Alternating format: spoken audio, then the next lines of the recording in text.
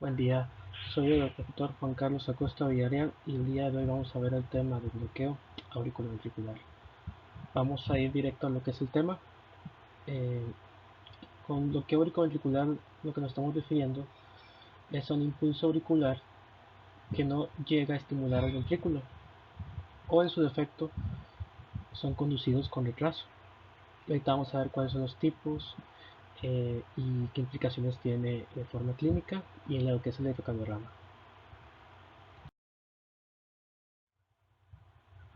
Este diagrama es muy simple, pero eh, explica el concepto que quiero que se entienda sobre el bloqueo auriculoventricular y cómo es que nos vamos a dar cuenta en el electrocardiograma de este problema. Y bueno, hay que recordar que el bloqueo auriculoventricular es cuando un impulso sinusal, o sea, que se origina del nodo sinusal, se conduce de forma lenta o de plano no se conduce a través del nodo auriculoventricular. O sea, una de dos, o se conduce muy lentamente o no llega a lo que es el nodo auricular y esto provoca que se prolongue el intervalo PR, como vemos aquí en esta imagen. El nódulo sinusal se estimula la aurícula, lo que produce la onda P. Sin embargo, el QRS no aparece porque el impulso se ve retrasado. O sea, al verse retrasado o no conducir a través del nodo auriculoventricular, produce esta pausa, que dependiendo de qué tan grave sea el bloqueo, es qué tan prolongada va a ser la pausa o qué características va a tener.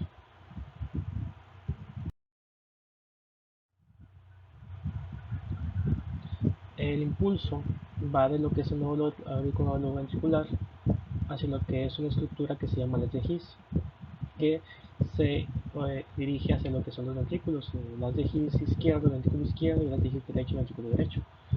Es importante tener en cuenta que las de His pasa muy cerca de la válvula aórtica. Entonces, cuando existe una estenosis aórtica, se provoca una calcificación ahí de lo que es las valvas de la válvula aórtica. Y esta calcificación puede producir en un momento determinado un bloqueo auriculoventricular, ya que como el haz de His pasa cerca de esta válvula, tiene efecto la calcificación sobre lo que es el impulso y hace que se retrase el impulso eléctrico, produciendo por tanto un tipo de bloqueo auriculoventricular. Generalmente es leve, pero depende de cada caso cómo se pudiera ver. A continuación, en este diagrama vamos a observar a grandes rasgos cómo es que ocurre el bloqueo auriculoventricular. Es una explicación un poco más detallada de lo que acabamos de explicar en la imagen anterior. Bueno, aquí vemos el corazón pues completo y cómo es que se divide en lo que es el nodo sinusal, el nodo auriculoventricular y lo que es el haz de His, que como se había comentado tiene su rama izquierda y su rama derecha. Entonces, el estímulo se origina de lo que es el nodo sinusal. Al nodo sinusal se le llama el marcapaso del corazón. ¿Por qué? Pues porque, como dice el nombre, marca el paso, o sea, lleva el ritmo de cómo va a ser cada latido cardíaco. Pero de forma normal, o sea, todo esto que vamos a ver es lo normal. Va el impulso disparado de lo que es el nodo sinusal hacia lo que es el nodo auriculoventricular y en este traslado hace una pequeña pausa. Esta pequeña pausa es un espacio de tiempo que puede ser en un intervalo de 0.1 hasta 0.2 segundos como máximo. Y aquí lo señala que el intervalo va a incluir las ondas P y la onda R. O se hace el intervalo PR. ¿Para qué sirve esta pequeña pausa? O digamos, ¿cuál es el propósito, digamos, fisiológico de que esto ocurra? Bueno, el propósito es darle tiempo a los ventrículos de terminar de llenarse. Esto quiere decir que esta pausa da oportunidad a que se llenen totalmente los ventrículos y de tal manera que el impulso eléctrico no llegue prematuramente y digamos que antes de que se llenen completamente los ventrículos y de esta manera que lo que se bombee de sangre sea un volumen muy bajito. Esta pausa permite que se llenen completamente los ventrículos y al momento en que se estimulan los ventrículos, pues es el volumen, digamos, total que pueden aguantar los ventrículos y que es expulsado hacia, bueno, en el caso del ventrículo izquierdo hacia la aorta y en el caso del ventrículo derecho hacia lo que son los vasos pulmonares para eh, lo que es la circulación menor o la circulación pulmonar. Esto es lo normal, o sea, esto es, digamos, lo que debería ocurrir normalmente.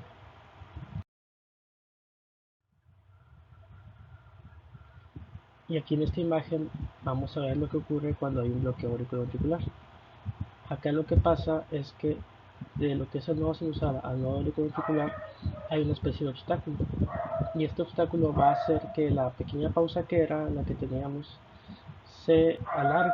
O sea, no sea una pausa pequeña, sino se convierta en una pausa larga. Y con pausa larga nos estamos refiriendo a que dura más de 0.2 segundos. Y a este intervalo PR que es largo, o sea que es mayor de 0.2 segundos, que es lo equivalente a lo que son 6 cuadritos en el electrocardiograma, es a lo que nos da el bloqueo auriculoventricular a grandes rasgos. Entonces, si la pausa llega a ser demasiado larga, entonces lo que va a ocurrir es que los ventrículos se van a disparar solos. A esto se le llama lo que es, entre comillas, un escape, que el escape se va a manifestar con lo que es un QRS ancho. Entonces, por ejemplo, aquí ocurre la onda P, que es el estímulo que ocurre en la sinusal o la aurícula, y no hay complejo QRS, o sea, no hay un estímulo en los ventrículos. Lo que, lo que ocurre acá es que la pausa es demasiado larga.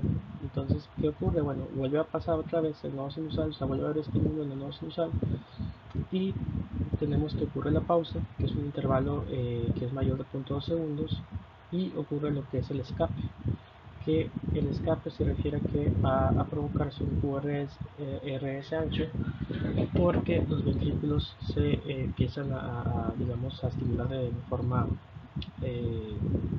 de forma independiente, o sea, se disparan solos. Y este QRS ancho tiene una medición mayor de 120 milisegundos, o lo que sería igual a 0.12 segundos.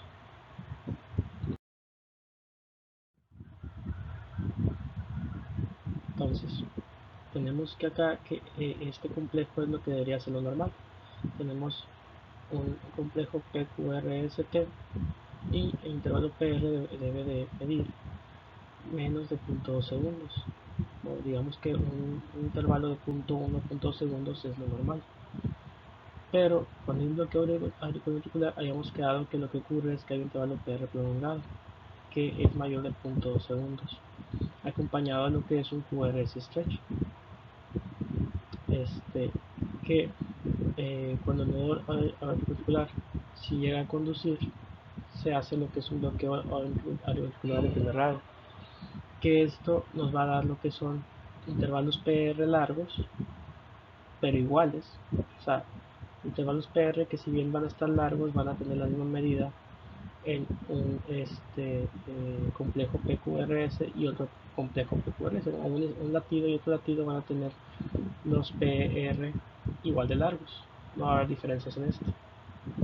Y siempre conducen cada P conduce lo que es un QRS. O sea, hay una P y ocurre un QRS que aunque está prolongado, está ahí. Luego está lo que es la onda P, la pausa y luego se desarrolla lo que es el QRS.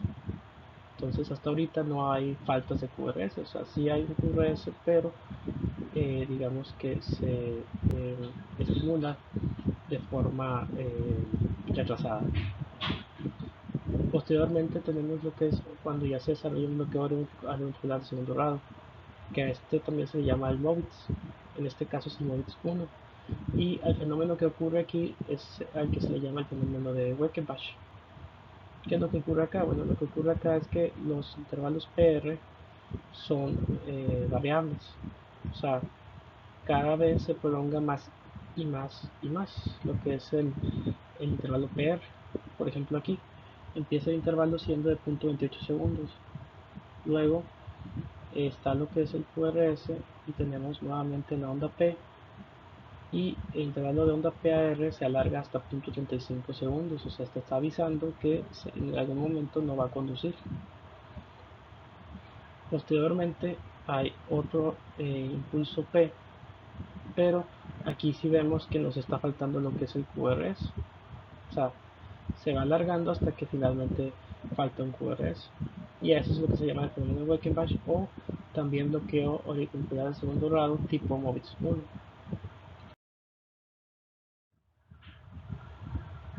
Y aquí es donde tenemos lo que es el tipo MOVIX 2, o bloqueo auricular de segundo grado tipo MOVIX 2. Que aquí lo que ocurre es que los PRs van a estar largos e iguales, y no hay un aviso.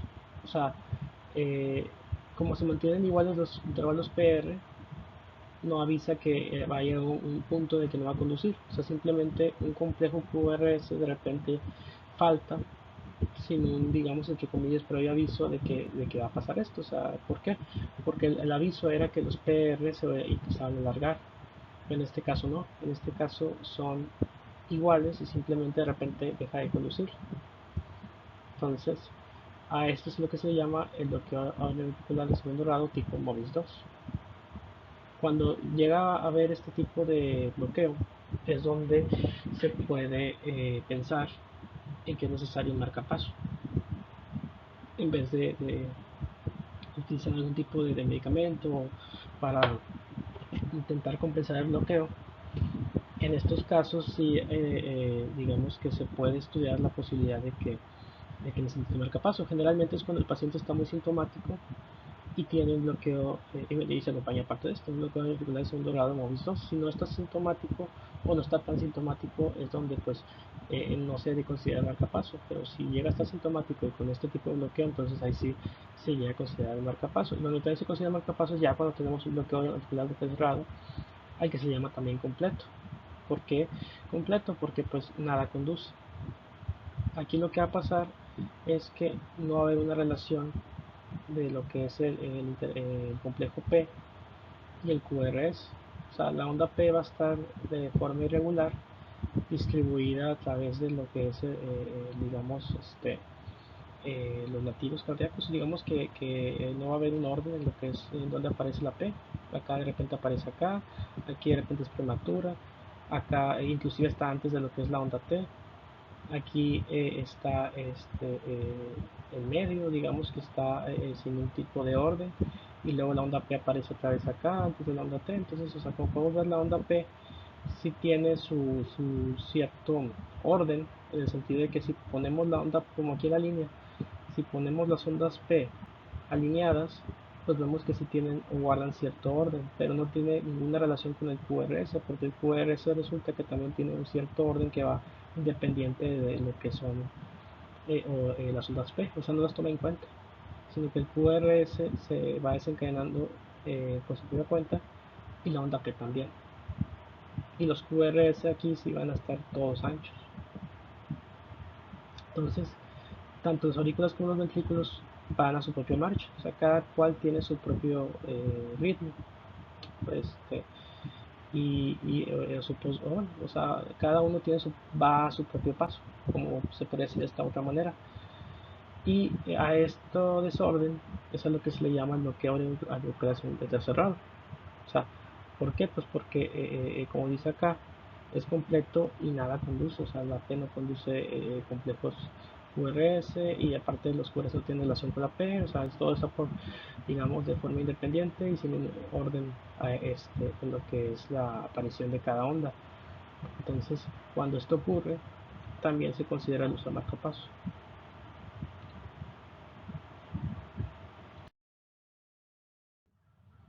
Y aquí lo vemos ya un poquito más desglosado. Vamos a ver cada bloqueo, el primero, segundo y tercer grado, todo lo que acabo de explicar, pero digamos ya de una forma un poco más teórica. En el bloqueo del primer grado, vamos a tener que hay un alargamiento de intervalo PR, como ya hemos explicado, que es mayor de 200 milisegundos, o dicho de otra manera, mayor de 0.2 segundos. Digamos que es lo mismo. Este, Hay que considerar que cuando es un bloqueo de primer grado, ahí sí todas las ondas P van a conducir. O sea, ¿qué quiere decir eso? Que se van a seguir todas de un complejo QRS, que va a estar más alargado, o va a estar más separado de la onda P, pero va a existir. O sea, cada onda P va a conducir una QRS sin excepción, o sea, nunca va a faltar. Entonces, es una característica importante que la distingue de las demás tipos de bloqueos. Usualmente en ese tipo de bloqueo no existen síntomas, eso es bien importante. O sea, cuando es bloqueo de primer grado, el paciente por lo general se va a encontrar asintomático, pero lo vamos a identificar en lo que es el momento de hacer un electrocardiograma. Y en cuanto al tratamiento, lo que hay que hacer es investigar posibles alteraciones hidroeléctricas, que es lo que muchas veces puede provocar este tipo de bloqueos, o también el uso de medicamentos. O sea, qué tipo de medicamentos utiliza el paciente que pudieran estar provocando este tipo de bloqueo, porque muchas veces también este bloqueo es causado principalmente ya sea por alteraciones hidroeléctricas o por medicamentos, más que por otro tipo de patología. Y acá, como lo habíamos explicado, hay una prolongación del intervalo PR en forma constante que es mayor de 0.2 segundos, o dicho de otra manera, más de 200 milisegundos, que como habíamos explicado eran un aproximado de 6 cuadritos. Y aquí lo vemos.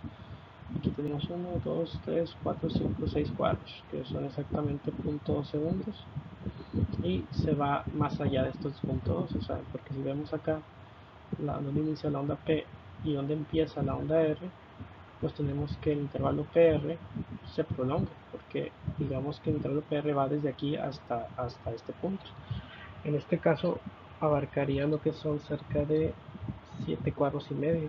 De hecho, si se llega a alcanzar los 8 cuadros, porque la onda R está justo sobre donde está el octavo cuadro, bueno, donde termina.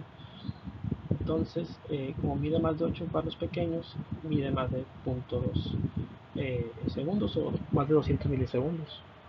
Entonces, eso es lo que la caracteriza en primera instancia el bloqueo auricular de primer grado. Y vamos a ver todos los demás intervalos PR de la misma manera, y en todos los casos la P va a conducir en QRS. Y luego tenemos lo que es el bloqueo auricular de segundo grado, que ya habíamos dicho que existe lo que es el MOVIS 1 y el MOVIS 2. En cuanto al MOVIS 1, vamos a tener lo que es un alargamiento progresivo de intervalo PR hasta que llegue al punto que no conduce, que como ya hemos dicho es una forma de que, digamos, te va avisando que no va a conducir.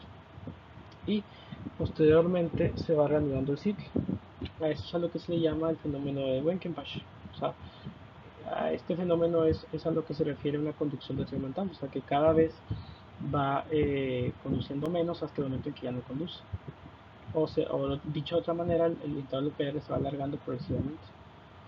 Y luego tenemos el MOVIS 2, que el MOVIS 2 se refiere a que antes de la onda P que no conduce, no existe alargamiento, o sea, no existe ningún aviso de que va a haber una no conducción.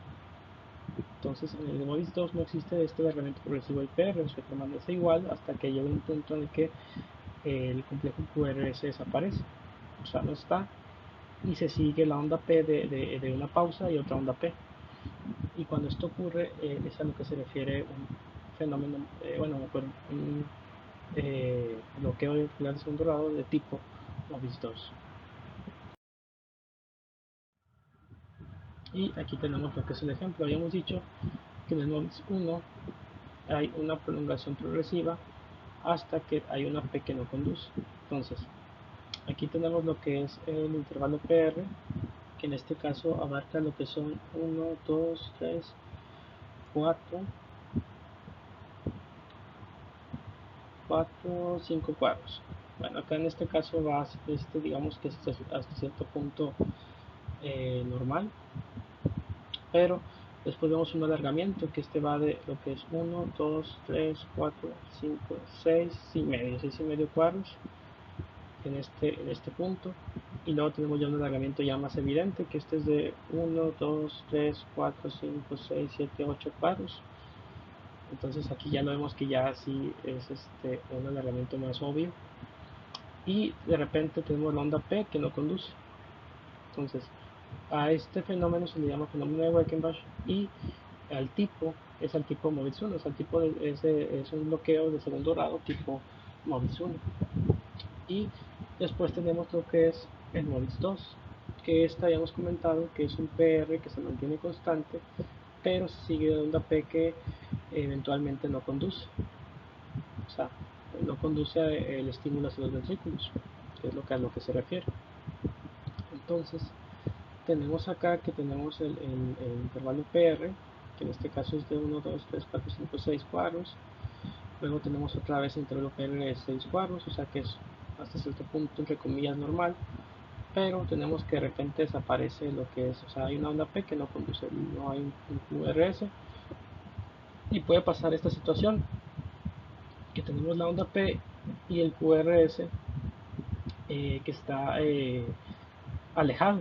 O sea, está una pausa muy prolongada y el QRS muy alejado de la onda P. Cuando esto pasa, aquí realmente no existe una conducción, o sea, no es como el bloqueo de primer grado que la pausa es prolongada, pero no es tampoco tan prolongada, porque esto sí es, digamos, pues dicho de una manera burda, una exageración. O sea, cuando una pausa tan larga y hay un complejo QRS después, no hay que dejarlos llevar y decir que sí conduce. O sea, cuando es una pausa tan larga, no está conduciendo la onda P, sino que simplemente pasó que los ventrículos se estimularon de forma independiente. Y después tenemos otra vez el intervalo PR, que es nuevamente parecido al que tenemos acá. Entonces, lo que tenemos ahí que entender es que cuando pasa una de dos, o que la onda P se sigue inmediatamente de otra onda P, o un complejo P QRS que es como el de los demás, pero esta onda P no condujo, o sea, desapareció un complejo QRS, o si tenemos el complejo QRS pero lo tenemos muy separado de la onda P, es una onda P que no conduce. Y cuando alguna de estas dos, digamos, formas de bloqueo o digamos formas de presentación ocurren, estamos ante lo que es un MOVIS 2 y también por tanto un bloqueo auricular de segundo grado.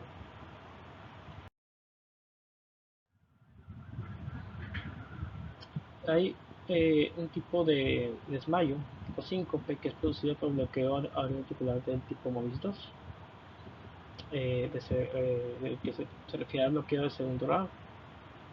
Y lo que ocurre son que hay paroxismos de varias ondas P.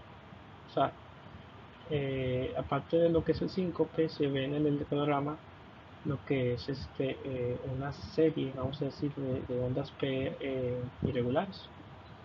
Y cuando este fenómeno ocurre es a lo que se llama el fenómeno de Stokes-Adams. Entonces, nada más para tenerlo en cuenta, como una posible pregunta de examen o pregunta ahí medio rebuscada, si dicen algo de crisis de Stokes-Adams, se refieren a este tipo de síncope que es producido por ese tipo de bloqueo.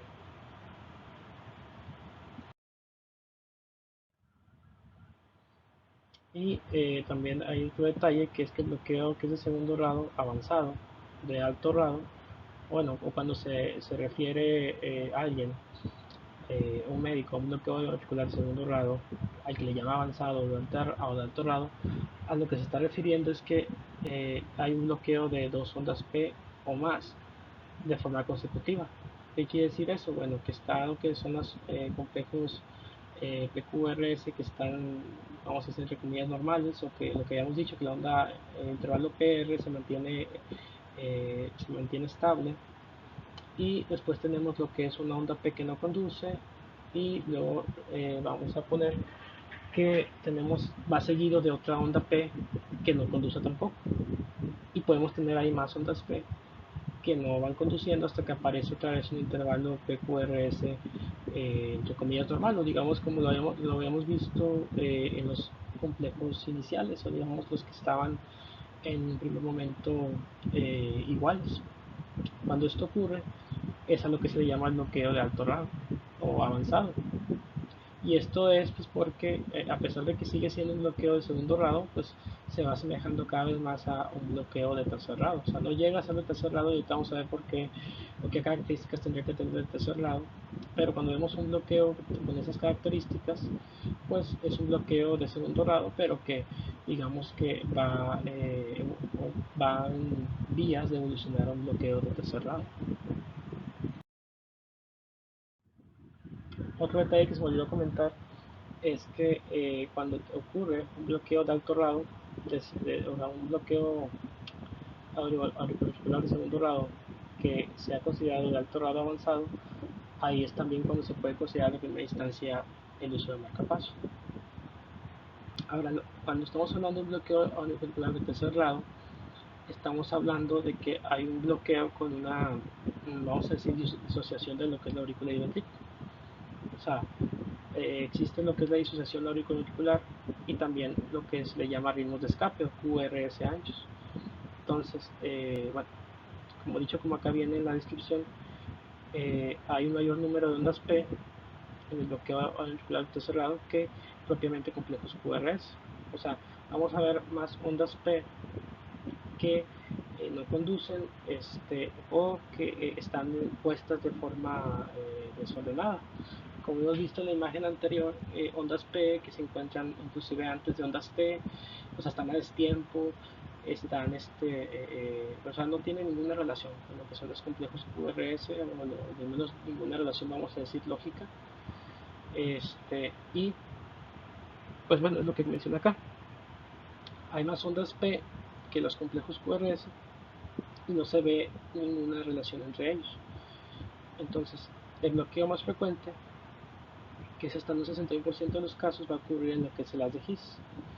Y cuando esto ocurre, es un bloqueo que pues sí es bastante raro. Y acá, como comentan, en esta, digamos, diapositiva, el bloqueo auricular va a consistir hasta 20-25%.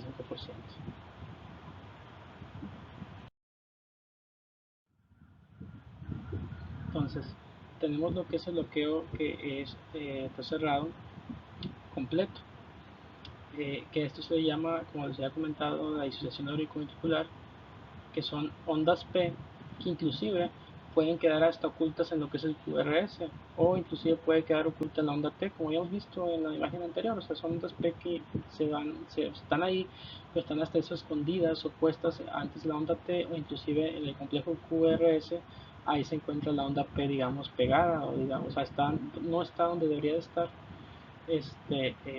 y se encuentra en estos lugares que son atípicos. O sea, no debería estar la onda P en esas posiciones. Entonces tenemos que los intervalos PR pues tienen longitudes aleatorias, o sea, no hay ningún orden, que era lo que les comentaba. Pudiera haber que sí hay ahí de repente intervalos PR, pero son longitudes que van a estar irregulares, o sea, no van a ser que todas sean cortas o que todas sean largas. De repente puede tocar una corta, una larga, seguido de dos cortas, seguido de dos largas. O sea, son totalmente intervalos aleatorios. Y pudiera haber, bueno, más bien los intervalos, que son PP y RR, sí son regulares. O sea, lo que les había puesto en la imagen anterior. O sea, que si trazáramos una línea poniendo solamente las ondas P y otra línea trazando solamente las ondas R, vamos a ver que estas ondas P y ondas R sí son más o menos regulares. Entonces tenemos que, a pesar de que estas ondas sí guardan cierta relación cuando se relacionan entre ellas, o sea, se relaciona la onda P con la del QRS, ahí es donde vemos que no hay ninguna relación. O sea, no se interrelacionan, sino que cada una es independiente de la otra. A eso es a lo que se llama la disociación auricular. Entonces, como síntomas podemos tener lo que es el síncope, que se refiere pues, a los desmayos, disnea, confusión, dolor torácico. Otros también puede ser muy frecuente fatiga, puede ser también mareo, cefalea, también puede ser otro de los síntomas. Puede haber un síndrome presíncope, que es así como, o sea, no se llega a desmayar el paciente, pero sí siente como que se quiere desmayar. O sea, o te lo refiere, o sea, que doctor, es que siento como que me quiero desmayar, me siento mareado, me siento, o sea, cefalea, todo esto, la fatiga y todo esto, o sea, es un síndrome presíncope clásico que pues sí, en un momento determinado puede llegar ahora sí al síncope como tal. O sea, que el paciente tenga el síndrome antes de desmayarse y luego se te llegue a desmayar ahora sí. O se puede presentar inclusive una crisis de Stock-Adams, que es como habíamos comentado en la imagen anterior, o lo habíamos explicado anteriormente, que se refiere a lo que es un síncope, pero que presenta en el electrocardiograma varias ondas P ahí puestas, o digamos seguidas una de otra de forma irregular. Entonces, es lo que podemos ver ahí, digamos, en el electrocardiograma, y aparte de lo que es la sintomatología del paciente. Y aquí tenemos el ejemplo. Como habíamos comentado, vamos a ver un mayor número de ondas P que propiamente complejos QRS, y vamos a ver que no tienen ninguna relación las ondas P con los complejos QRS, o sea, cada uno va de forma independiente. Y aquí tenemos que las ondas P son en total 1, 2, 3, 4, 5, 6, 7, 8 ondas P. Aquí vemos cómo aparecen de forma irregular.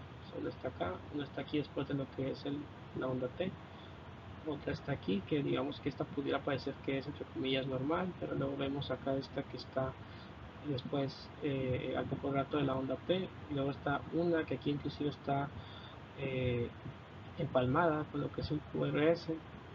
Luego aquí está una más en donde no hay, seguido de la onda T está un poco más prolongado que la otra, y luego tenemos esta otra que está cercana a lo que es la onda T, y tenemos después esta otra onda P que, como se había comentado, si seguimos las ondas P en una línea recta, tenemos que si son más o menos regulares, o sea, se presentan cada, estamos aquí 1, 2, 3, son aquí 5, 10, 11, 12, cada 13 cuadros. 5, 10, 11, 12, 13, 5, 10, 11, 12, 13, 5, 10, 11, 12, 13, 5, 10, 13, 5, 10, 13. Cada 13 cuadros se presenta una onda P. Y ya habíamos dicho que las ondas R también llegan a ser regulares. Aquí tenemos que las ondas R se va a lo que son, de aquí a acá son 5, 10, 15, 20, 25, 27 cuadros. Luego acá 5, 10, 15, 20, 25, más o menos 27 cuadros. Luego 5, 10, 15, 20 y igual. O sea, igual no sé exactamente los 27 cuadros, pero digamos que sí llega a estar en un intervalo muy cercano uno con otro. O sea, a fin de cuentas se mantiene ahí entre 25 y 27 cuadros promedio las ondas R, y se llegan a presentar en ese sentido de forma regular. Entonces, es a lo que se refiere con que las ondas P van independientes de los QRS. Igual cada uno tiene su simetría, pero no tiene relación una con la otra. Entonces eso sería más lo que hoy completo, o la disociación de las ondas P en relación con los complejos QRS. Como les había comentado, la colocación de marcapaso definitivo va a ser en lo que es cuando tenemos una bradicardia asintomática, un bloqueo auricular MOVIS 2 y un bloqueo de tercer grado. O sea, la colocación de marcapasos definitivo va a ser en pacientes que tengan lo que es esta bradicardia asintomática, o sea, con síntomas seguidos de síncope, de dolor de pecho o de fatiga, mareo, cefaleas continuas, puede ser una combinación de todos ahí, y pues que en el electrocardiograma se evidencia que hay un bloqueo del tipo MOVIS 2, generalmente del tipo avanzado, o un bloqueo ya propiamente completo de tercer grado. Y cuando se tiene todo esto juntos, pues se considera que el paciente se necesita de forma definitiva la colocación de marcapasos. Entonces, con esto finalizo el tema del bloqueo de vínculo ventricular. Espero que le hayan entendido. Yo creo que ahí igual sí que no quedó claro, si le dan ahí una repasada a los ejemplos y digamos a esta presentación, pues van a poder entenderlo muy bien, porque digamos que ya explicado, digamos, de forma pausada, sí se llega a entender mucho mejor, y digamos que sí se puede volver un poco, o sea, no es un tema del todo fácil, pero viendo o estudiando, digamos, los electrogramas y viendo las características de forma pausada, yo creo que sí puede llegar a quedar muy claro cómo es la fisiología, y también cómo es que se observa esta fisiología en lo que es el electrocardiograma. Y podemos entonces, ya si nos ponen un electrocardiograma en un examen, saber identificar qué tipo de bloqueo es el que tenemos enfrente. Entonces, bueno, ya con esto finalizo. Espero que les haya sido de utilidad y nos vemos en la próxima presentación. Les agradezco su atención, hay comentarios o cualquier cosa les voy a agradecer también. Los likes también son bienvenidos, y si son nuevos, pues bienvenidos al canal. Ahí hay más videos, ahí pues los pueden checar si les interesa. Y con eso terminamos este repaso. Entonces, Gracias por estar acá y nos vemos en otra presentación. Hasta luego.